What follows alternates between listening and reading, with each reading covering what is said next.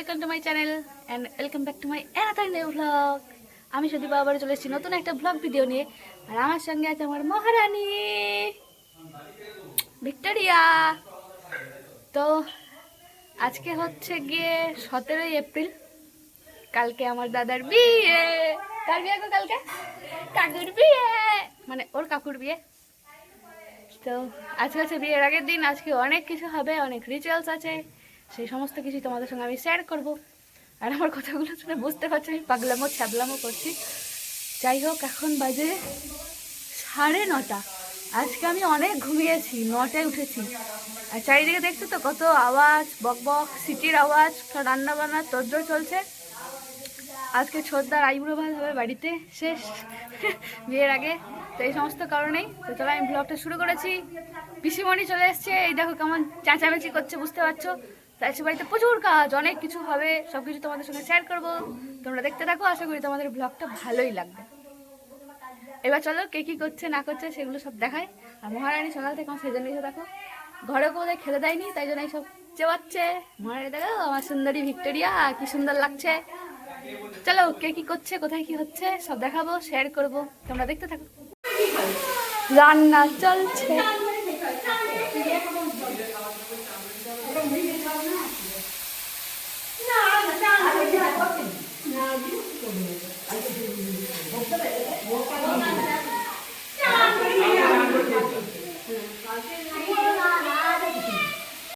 প্যান্ডেল দেখতে যাব আমরা।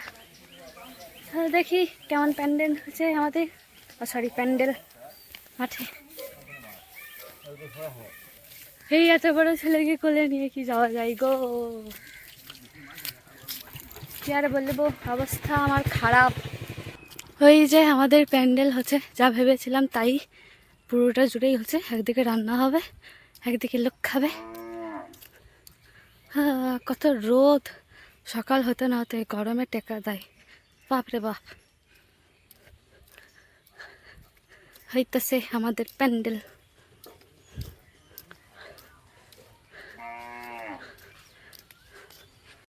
বাড়ি ফিরে দেখছি যে আমাদের ঘরের আত্মীয় স্বজন চলে এসেছে। বড়দি তাদেরকে স্প্রাইট দিচ্ছে খেতে। আত্মীয় স্বজন বলতে গেলে আমার ছোট পিসিমণি, ছোট পিসিমণির বৌমা, তার নাতনি, ছোট পিসিমণির ছোট ছেলে, এটা মেজো বৌমা আর তার মেয়ে, আর বড় পিসিমণি, এরাই চলে এসেছে। ছোট পিসিমণি আবার আমার ছোদ্দা বদ্দা আর বদ্দির মামিমাও বটে। আর এই ছোট পিসিমণি ছোদ্দার বিয়ের ডালা ধরবে। আর আমার মহারানীও দেখছো এসে কেমন বসে গেছে। আর তারপরেই ভাবছো তো যে মা এরকম ঢাকা ঢুকো দিয়ে কোথায় যাচ্ছে। আসলে এই দুপুরবেলাতেই যাচ্ছিল বাজারে। আর এতটাই রোদ ছিল যে আমি মাকে বললাম আমার ওড়নাটা ঢাকা নিয়ে যেতে। মা আসলে যাচ্ছে আমার জামা কিনতে। সববার বাজার করা হয়ে গেছে বিয়ের, আমারই কোনো কিছু কেনা হয়নি। এর আগের ভ্লগগুলো যখন আপলোড করেছিলাম দাদার বিয়ের, সেটা অনেক দিন আগে করেছি আমি জানি, মানে আগের বছর বিয়ের পরের পরেই। এটা তো আমি প্রায় 1.5 বছর পর দাদার বিয়ের ভ্লগগুলো আপলোড করছি। তো যাই হোক, ওই ভ্লগগুলো যদি কেউ দেখে থাকে সে জানবে। তো তখন আমি পাইনি, তাই জন্য হয়নি। আর মা চলে যাওয়ার পর রান্নাবান্নার দায়িত্ব আমার ছিল, সঙ্গে মহারানী আমাকে সঙ্গ দিচ্ছিল। আমি যখনই রান্না করি ও রান্নাঘরে আমার পাশে এসে বসে থাকে। ওর রান্না দেখতে ভীষণ ভালো লাগে। আর এইগুলো দেখে মনে হচ্ছে তো যে পুড়ে গেছে পটলগুলো, বেগুনগুলো, কিন্তু না, আমি আসলে হলুদটা নুনটা একটু বেশি দিয়ে ফেলেছিলাম, যার জন্য ওপরটা পোড়া পোড়া হয়ে গেছে, ওই জন্য কালো কালো লাগছে। বেগুনটার ক্ষেত্রেও ঠিক তাই মনে হচ্ছে। তো বেগুন ভাজা, পটল ভাজা, আর ওদিকে মুড়ি খাওয়ার জন্য আমি আলুর তরকারি বানিয়েছিলাম, যেটা রাতেও খাওয়া যাবে। মা যেরকম যেরকম যে কটা রান্না করতে বলেছিল আমি সেই কটা রান্নাই করেছি। এত গরম লাগছে তাও কিন্তু মহারানী আমাকে ছেড়ে যায়নি।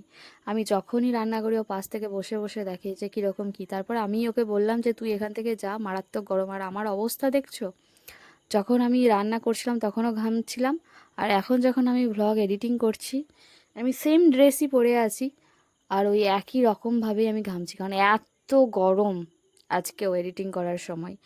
তো মা তারপরে ফাইনালি চলে এসেছে, আমার জামাটাও পেয়ে গেছে। আর জামাটা অসম্ভব সুন্দর, যেটা সাঁইথিয়ার রানী ব্লাউজ মিউজিয়াম, নামটা ব্লাউজ মিউজিয়াম, কিন্তু ওখানে এখন সমস্ত কিছুই পাওয়া যায়। সেই দোকান থেকে এনেছে মা। অনেক ঘুরে, অনেক দোকান ঘুরে ঘুরে ফাইনালি একটা সুন্দর জামা পেয়েছে। আমাকে অনেকবার ফোনও করেছে দু চারটে ছবিও পাঠিয়েছে দু চারটে দোকান থেকে। মায়েরও এটা ভীষণ পছন্দ হয়েছিল আর আমারও এটা ভীষণ পছন্দ হয়েছে। এটা গাউনও বলা যাবে, লং চুড়িদারও বলা যাবে, ভীষণ সুন্দর। দামের মধ্যে অসাধারণ সুন্দর ছিল। আর মায়েরও মুখে হাসি ফুটেছে, আমারও মুখে হাসি ফুটেছে। এটা প্যান্ট আর ওড়নাটা, যেটা না পরলেও চলবে। তো যাই হোক, জামাটা কেমন হয়েছে তোমরা কিন্তু ডেফিনেটলি আমাকে জানিও। হ্যাঁ, এখন মোটামুটি 2:20 এরকম বাজে। তখন আমি চান করে এসেছি। কালকে তো ভালো করে স্নান করা হবে না, ওই জন্য আজকে শ্যাম্পু করে কন্ডিশনার লাগিয়ে নিয়েছি, ভালো করে স্নান করে নিয়েছি। এমনিতে তো সাবান প্রতিদিনই মাখি, কিন্তু ব্যাপারটা হচ্ছে যে ভালো করে চুলে শ্যাম্পু করাটা কাল হবে না, প্রচুর লোকজন থাকবে আর অত তাড়াহুড়ো করে হবে না। এবার কেন হবে না, কারণ হচ্ছে অনেক দূরে বিয়ে হচ্ছে, তাই সব কাজকর্ম মানে ওই নান্দিমুখ, গায়ে হলুদ সব কিছু তাড়াতাড়ি হবে। আর বর বেরোবেও খুব তাড়াতাড়ি, সন্ধেবেলায় লগ্ন। সেই জন্য যাই হোক, জামাটা দেখায়, মা যেটা কিনে আনলো। অবশেষে জামা হলো আর কি আমার। বহুত ঘুরেছি জামাটার জন্য, মানে আগের দিন প্রথম দিনে নিলে ভালোই হতো, কিন্তু ভাগ্যিস নিনি, কারণ এই জামাটা আরও অনেক সুন্দর। দেখো কি সুন্দর জামা, ভীষণ সুন্দর কালারটা। একটা পেস্তা গ্রিন কালার, মানে প্রপার ইয়েলো নয়, পেস্তা পেস্তা কালার। আর ভীষণ সুন্দর লেগেছে। আর তার থেকেও ভালো লেগেছে, জীবনে প্রথমবার একটা জামা পেলাম যেটা একদম ফিটিংস, না হাতে বা বগলে সেলাই করতে হবে, না সাইডে সেলাই করতে হবে। তো আমি ভাবছি হাত লাগাবো না, এটা হাত ছাড়াই পরবো। সারা জীবন তো হাত লাগাই পরি, একটা হাত ছাড়া পরেই দেখি কেমন লাগছে। আর মা বলছে এই জামাটা পরে আমাকে নাকি ফর্সা ফর্সা লাগছে একটু। আমি তো এমনিতে কালো, তো যাই হোক, জীবনে প্রথমবার এত সুন্দর একটা পারফেক্ট জামা পেলাম। তো মা হচ্ছে যে নিজে আর কিনতে পারছিল না, 1000বার আমাকে ছবি পাঠিয়েছে, ভিডিও কল করেছে, অনেক দোকান ঘুরেছে, পাইনি। তারপরে একটা পারফেক্ট প্রপারলি জামা পেয়েছে, যেখান থেকে পেয়েছে। এখানে ব্যাপারটা হচ্ছে আমিও পরে স্যাটিসফাইড, ডিজাইনটা অসম্ভব সুন্দর। এই স্টাইলের জামা আমার আগে কোনোদিন ছিল না, ভীষণই সুন্দর জামাটা। আর গায়ে একদমই পারফেক্ট, কারণ কোনো সেলাই করতে হবে না। ভীষণ সুন্দর জামাটা, কি মজা, টেনটেনা। এতক্ষণে মানে ফাইনালি অবশেষে এতদিনে আমার জামাটা হলো। আর ভাগ্যে সেদিন ওখানে ওই পিঙ্ক পিঙ্ক কালারের, মানে দুধালতা কালারের জামাটা কিনে নিনি, এত সুন্দর জামাটা পেতাম না, অধরাই থেকে যেত। যাই হোক, এরপরে হবে ছোদ্দার আইবুড়ো ভাত। ছোদ্দা তো এখনো রেডি হয়নি, মনেই হচ্ছে না ছোদ্দার বিয়ে। কার বিয়ে ভগবানই জানে। যাই হোক, চলো এবার আইবুড়ো ভাতের দিকে যাওয়া যাক। কি হবে না হবে পুরোটাই দেখাবো। আর হ্যাঁ, এটা হচ্ছে সেই জামা, মানে সেদিন তো বাজার করতে গিয়ে শ্রদ্ধা আমার জামাটা আনেনি, মানে নিয়ে আসা হয়নি ঠিকঠাক মতো, পাইনি বলে। আর আমাকে জিজ্ঞেস করেছিল, কিন্তু আমিও সেদিন কিছু বলিনি কি নেবো কি না নেবো, যার জন্য সবার এনেছিল, আমারটা আনা হয়নি। তো ওই জন্য আমাকে টাকা দিয়ে দিয়েছিল। তো 2000 টাকা দিয়েছিল আমাকে, আগের দিনই ভিডিওতে দেখিয়েছিলাম যে দাদা আমাকে টাকা দিয়েছে। তো সেই টাকা থেকেই জামাটা আনা হলো। আর একটা জিনিস থেকে আমার চোখটা কেমন লাল হয়ে গেছে, রান্না করার পর একটু লাল হয়েছিল, স্নান করার পর আরও অনেকটা লাল হয়ে গেছে। যাই হোক, চলো এরপর আরও কী কী হতে থাকে দেখতে থাকো। আর বিয়ের ভ্লগগুলো একটু বেশি বড় হবে, কারণ অনেক কিছু রয়েছে, তো আমি চাইছি পুরোটা ক্যাপচার করতে, সব কিছু দেখতে। তোমরা একটু ধৈর্য সহকারে দেখো, আশা করি ভালোই লাগবে। আর বাড়িতে বাচ্চা কাচ্চা সব এসছে, সবাই চিৎকার চেঁচামেচি করছে, আরও অনেক লোকজন এসছে, তো একটু নয়েজ তো হবেই, কিছু করার নেই আর কি। চলো এরপরে কী কী হতে থাকে দেখতে থাকো। সমস্ত কিছু রান্না বান্না হয়ে গিয়েছে, আর এদিকে বর্দি ছোদ্দার থালা সাজাতে বসে গিয়েছে। প্রচুর রকমের রান্না বান্না হয়েছিল, আরও বাড়ির লোকজনদের জন্য হয়েছিল। তো ভাতে মেনু ছিল হচ্ছে গিয়ে মাছ ভাজা, পটল ভাজা, বেগুন ভাজা, পাটের শাক, ডাল, এঁচড়ের তরকারি, আলু পোস্ত, মাছের ঝোল, চাটনি, পায়েস, দই, মিষ্টি, এই সমস্ত কিছু, বহুত কিছুই রান্নাবান্না হয়েছিল। তবে খুব বেশি কিছু করেনি, কারণ শ্রদ্ধা অত বেশি কিছু খাই না। তো আমি হচ্ছে কি, যে বাড়িতে যখন থাকি তখন চলতি ভাষাতেই কথা বলি, যতই ভিডিও করি আর যাই করি না কেন। তো ভিডিওতে ভয়েস ওভার দিলেই তখনই ভালোভাবে কথা বলি। এর পরের যখন ভিডিওর আওয়াজগুলো শুনবে তখন দেখবে, তো সেটার জন্য জাজমেন্টাল হয়েও না, কারণ আমি বাড়িতে যেটা চলতি ভাষায় কথা বলি সেরকমভাবেই বলেছি। আর ছোদ্দাকে বলছিলাম, দেখো ছোদ্দা, এই সমস্ত কিছু রিচুয়ালসগুলো কিন্তু আমিই ক্যাপচার করছি, বুঝলে, তোমার ক্যামেরাম্যান কিন্তু করতে আসেনি।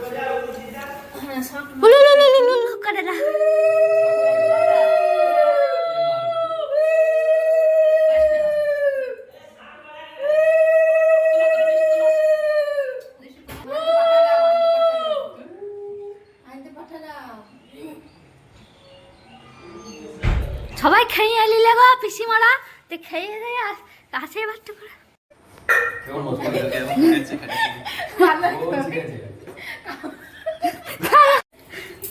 দাঁড়াও দাঁড়াও, ও খাইছে গো।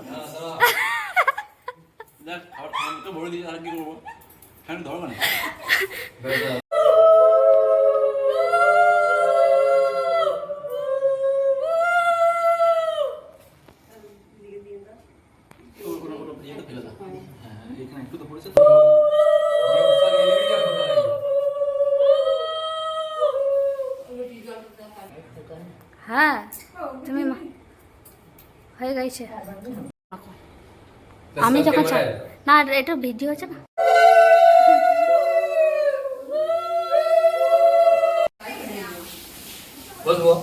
না খাও কেন।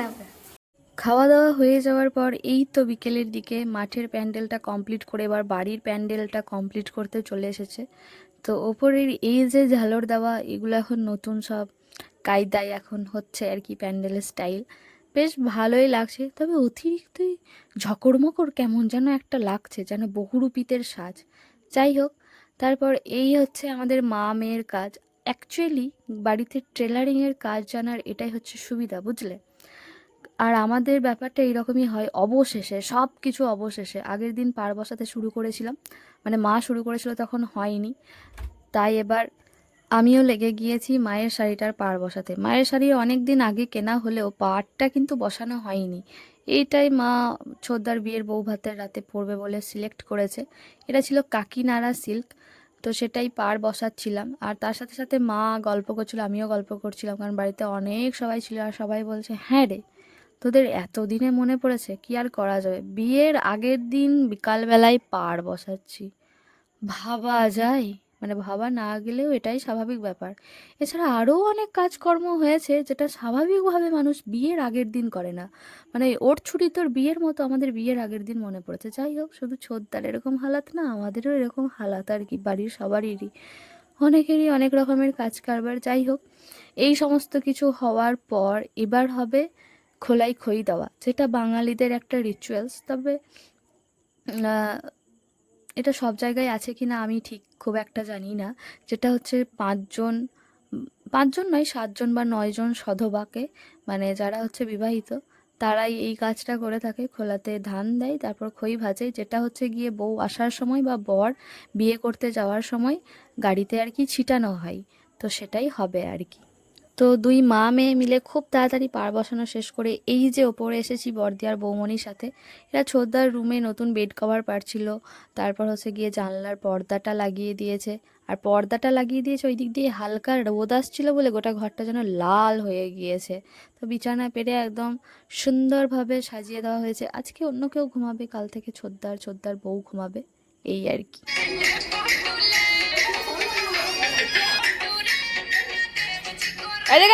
এদিকে না, বিয়ে বাড়ি বা যে কোনো অনুষ্ঠান বাড়িতে বাচ্চাদেরই হয় আসল মজা। তো এই হচ্ছে আমার ছদ্দির মেয়ে, তখন সবে ও হাঁটতে শিখেছিল, আর ও লেভট্টু গানে ভীষণ নাচছিল। আর এই যে এইদিকে আমাদের পাশের বাড়ির বড় বৌদি আর হচ্ছে গিয়ে ছোট পিসিমণি, যে সম্পর্কে ছোদ্দার মামিমাও হয় বটে বলেছিলাম, তো তারা মিলে আগুন ধরিয়ে উনুনটাকে জ্বালালো। এইবার খই ভাজা হবে। আর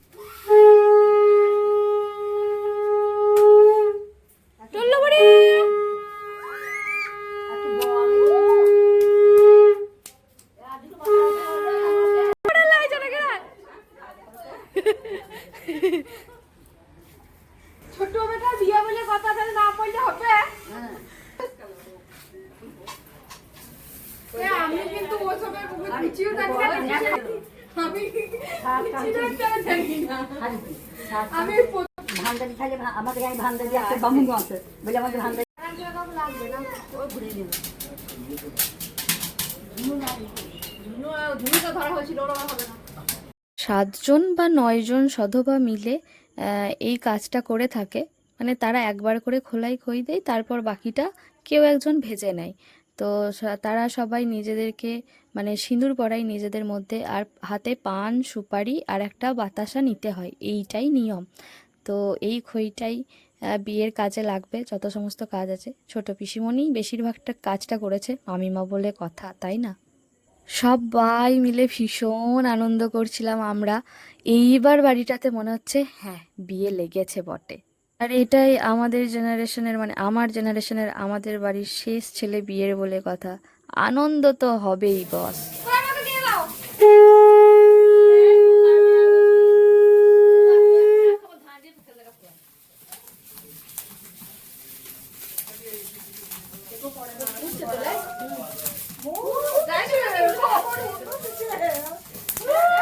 এরকম ফোটে না। আমি তখন ভিডিওতে ধান কোটাই ইয়ে আছে।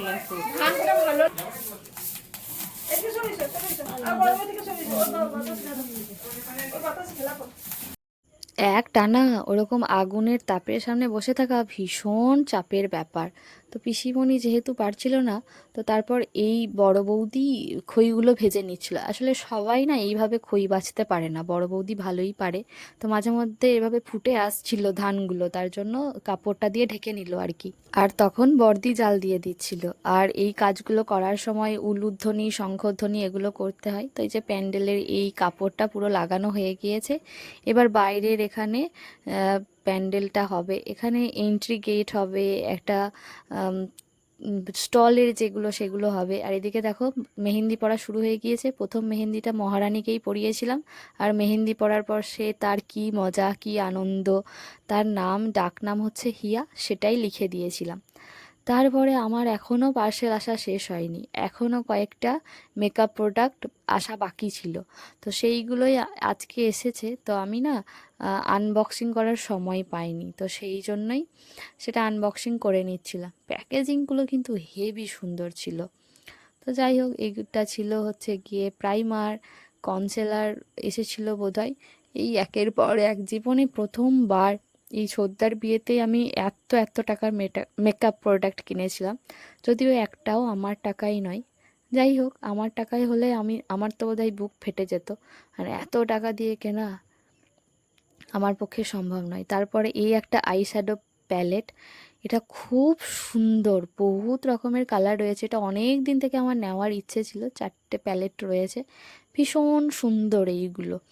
তো যাই হোক, তারপরে আমি গিয়েছিলাম মেহেন্দি পড়তে, ওই যে বড় বৌদিকে দেখালাম তার মেয়ে, মানে সম্পর্কে আমার ভাইঝি, তার কাছে পড়তে। ও খুব একটা এত ভালোভাবে পারে না এরকম বলছিল আর কি। তো যাই হোক, একটা রেফারেন্স ও খুঁজে খুঁজে বের করলো। আমি বললাম সবচেয়ে সহজে যেটা হবে সেটাই তাড়াতাড়ি কোনো রকমে করে দে। কিন্তু যেহেতু ও এরকম কাজকর্ম করে, কিন্তু একটানা এত মেহেন্দি পরানোর বা এরকম ওর অভিজ্ঞতা বা ধৈর্য নেই, বা প্রচুর একটানা কাজ করার ওর মানে এরকম কাজ করে না, তাই জন্য ওর অনেক টাইম লেগেছিল। তো আমি যখন পড়তে গিয়েছিলাম তখন প্রায় 9টা বেজে গিয়েছিল। তো পড়তে পড়তে অনেক রাত হয়ে গেছিলো। আর এদিকে দেখো ভাইঝিও দেখতে চলে গিয়েছে। আসলে এই বাড়িতেই আমাদের যিনি গুরুদেব, এদের বাড়িতেই ছিল আর কি। তাই জন্য বৌমণি আর বরদা দেখা করতে গিয়েছিল। তো তখন ভাইঝিও গিয়েছিল আর কি। তো সে গিয়ে কত রকমের গল্প করছিল। আর এই আমার দুই ভাইঝিতে মিলে গল্প করতে করতে আমার মেহেন্দি পড়া লাটে উঠে গেছে। এই কারণে কত দেরি হয়েছে, প্রায় রাত 10:30 পর্যন্ত মেহেন্দি পড়েছি। ভাবা যায় একটুখানি মেহেন্দি পড়তে। আর এর তো ধৈর্য নেই। আর আমি ওকে বলছি তোর দ্বারা হবে না রে, তুই ছেড়ে দে। আর ওকে যতবার বলেছে ও ততবার বলছে না আমি করেই ছাড়বো। আমার তো ঘুম এসে গিয়েছে, কারণ সারাদিনে অনেক ধকল, আগের রাতেও ঘুমাতে পারিনি, অনেক রাত হয়েছিল। যাই হোক, ধরে মেরে ঠেলা গোজা করে এইভাবে ওইভাবে, তারপর ও তো পারছিল না। কিছুটা জায়গাতে আমিও বাঁ হাতে করে চালিয়েছি, ওকে বারবার বলে গেছি এইভাবে কর ওইভাবে কর, তাহলে সেটা আরও তাড়াতাড়ি হবে। রাত 10টা বাজে, তখনও হয়নি, আঙুলগুলো ফাঁকা রয়ে গিয়েছিল। তারপরে ফাইনালি যখন রাত 10টা 25 বাজে কোনো রকমে হাতটা কমপ্লিট হয়েছে। আসলে ডান হাতটা তো নিজের পক্ষে পড়া পসিবল নয়, ওই জন্য। তারপর ওকে বলছিলাম আর্টিস্ট একটু মুখটা দেখাবো, লজ্জাতে আর মুখ দেখায়নি সে। যাই হোক, বাড়ি ফিরে এসে তখন দেখছি এই দিকে চলছে তত্ত্ব সাজানোর কাজ। মানে হচ্ছে মেয়ের বাড়িতে যে যে তত্ত্ব যাবে সেগুলো। এখানে বড়দি, ছোট জামাইবাবু, বড় পিসিমণি, ছোট পিসেমশাই, আমার ছোট পিসির ছোট ছেলে মানে দাদা, বৌমণি, বাপি, সবাই দেখছি এখানে বসে রয়েছে। সবাই নিজের মতো কাজ করছে। আর আমি তো এটা করতে পারবো না, কারণ আমার হাতে মেহেন্দি। আর এইবার মাঝরাতে শুরু হবে, মানে খাওয়া দাওয়ার পর সবাই ঘুমিয়ে গেলে শুরু হবে আমার বাঁ হাতে মেহেন্দি পড়ার কাজ। এর মাঝখানে ডান হাতটা একটুখানি শুকিয়ে যাওয়ার পর, এদের এইসব প্যাকেজিং কমপ্লিট হওয়ার পর আমি বৌমনি আর বড়দিকেও পরিয়ে দিয়েছিলাম বাঁ হাতে। তো যাই হোক, ডান হাতের ওপর দিকটাতে আমার আর পরা হয়নি, যদিও আমার গায়ের রং কালো তাই অতটা হবেও না। তো তারপরে এই যে এখনও আমার মায়ের কাজ বাকি ছিল। এই ব্লাউজটা আমি নিজে বানিয়েছিলাম ছোটদার গায়ে হলুদ রঙের শাড়িটার সাথে পরবো বলে, সেটার হুঁক বসানো হয়নি তখনও। তো সেই কাজটাই মা করছিল। মানে বুঝতে পারছো আমরা কীরকম লিজেন্ড, আর যারা বাড়িতে টেলারের কাজ করে তাদের কতটা সুবিধা। এই হুঁক লাগানোর কাজটা আমি খুব একটা ভালো করে পারি না, তাই ওটাতে মাই ছিল আমার সহায় আর কি। তো খাওয়া দাওয়া সমস্ত কিছু কমপ্লিট হওয়ার পর পাশে সবাই শুয়েও পড়েছে, আমি তখন বারান্দায় বসে বসে তখন নিজে নিজে মেহেন্দি করছি। মাকে বলেছিলাম একটুখানি ভিডিওটা করে দিতে আর কি। অন্ধকারে বসে বসে করছি, লাইটে সেরকম জোর নেই, কারণ সবাই ঘুমাচ্ছে, লাইট চালালে ডিস্টার্ব হবে, তাই জন্য আর কি। তো এই এখন চলছে বিয়েবাড়ি। তো বিয়েবাড়ির ব্লগগুলো তোমরা পরপর কন্টিনিউ দেখতে থাকো, আশা করি ভালোই লাগবে। আর আজকের ভিডিওটা কেমন লেগেছে তোমরা অবশ্যই জানিও। আর মেহেন্দিটা অবশ্যই আমি রেফারেন্স নিয়ে পড়ছিলাম, নিজে পড়তে পারি তবে আইডিয়া অত মাথায় আসে না, আর যেহেতু তাড়াহুড়োর ব্যাপার ছিল না, তো ভেবে ডিজাইন করা অতটা মানে ইজি ছিল না, খুব চাপের হয়ে যেত আমার জন্য, তাই জন্য একটা রেফারেন্স থেকে দেখে দেখেই করছিলাম। আমার পাশে দেখতেই পাচ্ছ পিসিমণিরা শুয়ে রয়েছে, আর ভীষণ গরম ছিল তাই সবাই বাইরেই শুয়েছিল। তো যাই হোক, আজকে কিছু কিছু রিচুয়ালস হলো। তো এই ছিল আজকের ভ্লগ। দেখা হবে আবার ভোরবেলায়। আমি কিন্তু একদমই সেই অর্থে বিশ্রাম পাওয়ার সুযোগ পাইনি, কারণ ভোরবেলায় তো জল কাটতে যাই, তাই না, মানে যেটাকে জল সইতে যাওয়া বলে। সেই ভিডিও নিয়ে আবার ফিরে আসবো, ততক্ষণ সাথে থেকো, পাশে থেকো, অবশ্যই চ্যানেলটাকে সাবস্ক্রাইব করে দিও।